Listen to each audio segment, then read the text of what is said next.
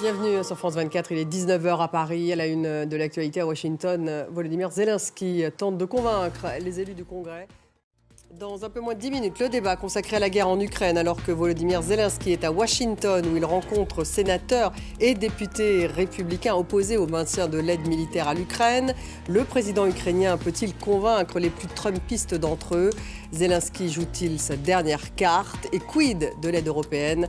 Après 2 ans de guerre, les Ukrainiens doivent-ils changer également de stratégie militaire?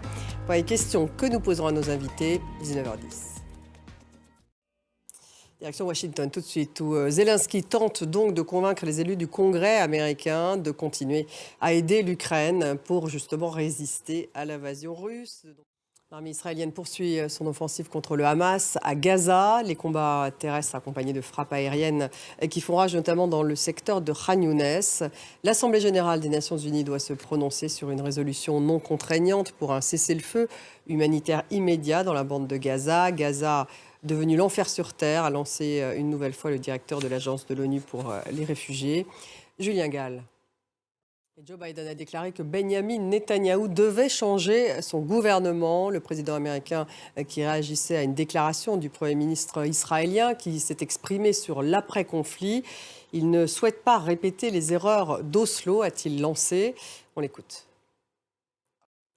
Emmanuel Macron a tranché. Le projet de loi sur l'immigration va donc poursuivre son parcours. Une commission mixte paritaire tentera de dégager un compromis. Le président français a fustigé en Conseil des ministres, je cite, le cynisme et le jeu du pire des oppositions qui veulent bloquer le pays. Cédric Ferreira.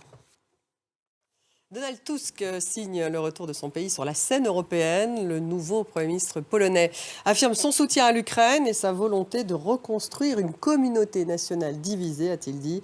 Le Parlement a procédé donc cet après-midi au vote de confiance.